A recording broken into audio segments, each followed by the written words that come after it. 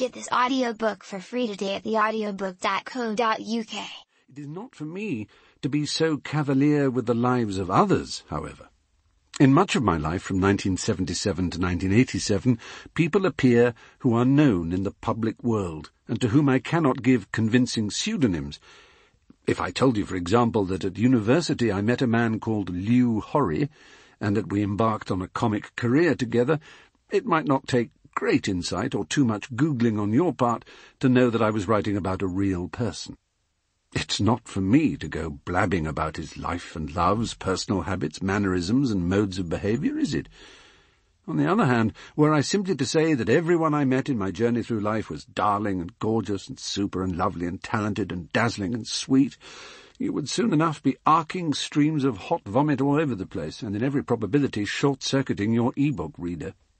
I don't doubt for a minute that my publishers have already made it clear in the small print of the contract I signed with them that I, the author, am responsible for all lawsuits appertaining to but not restricted to emetic and bodily fluid damage to electronic reading devices in this and all territories. So I am sailing between the Scylla of protecting the wholly reasonable privacy of friends and colleagues and the Charybdis of causing you, the reader, to sick up. It is a narrow course, and I shall do my best to steer it safely. These pages deal with some of the C-words that have dominated my life. Before the chronology of the chronicles commences, let me catalogue a couple more C's, to put you, as it were, in the mood. C is for C12H22011, for cereal, for candy, for caries, for cavities, for carbohydrates, for calories. Shades of the prison house begin to close upon the growing boy. William Wordsworth, Intimations of Mortality. To care about my body would be to suggest that I had a body worth caring about.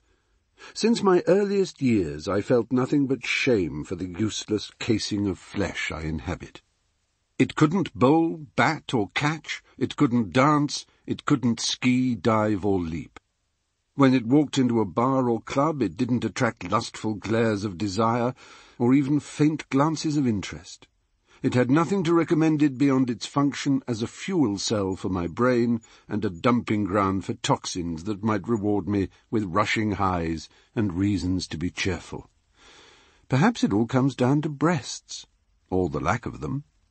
While it is true that I was once a babe, I was never, I think, a suckling.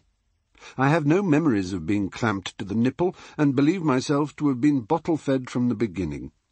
There are psychologists, schooled in this tradition or that, whether Kleinian, Freudian, Adlerian, Jungian, or insert name Hereian, I cannot say, who hold that the tit or T tissue has a significant, even crucial bearing on human development. I can't recall whether the theory suggests it is the denial of mother's milk or the overabundant supply of it that stores up problems for later life, possibly both. A lot of bosom pressed into your face at a tender age, and you could grow up with a Russ Meyer or Jonathan Ross breast fixation. Nothing but bottle to suck, and you develop a horror of bosoms, or a propensity towards drink in general, or perhaps the other way around. All absolute poppy-wash, of course. False mammary syndrome. There are plenty of brothers and sisters, identical twins even, fed on the same infant diets, who have turned out different in every particular, except the irrelevant one of physical appearance. My brother and sister were treated just as I was in infancy, and we could not be, fortunately for them and the world, less alike. So let us suppose that the vices and weaknesses that I am going to tell you about now are peculiar to me and were bestowed upon me at birth, along with the moles on the back of my legs and the whorls on the pads of my fingers. Which is not to say that I am uniquely alone in the possession of these weaknesses. Far from it. They might almost be called the failings of my generation. Once we get beyond milk, whether breast or formula, we move on to the hard stuff. Solid food. Pappy spoonfuls of applesauce and beef casserole are pushed into us until we can wield cutlery for ourselves.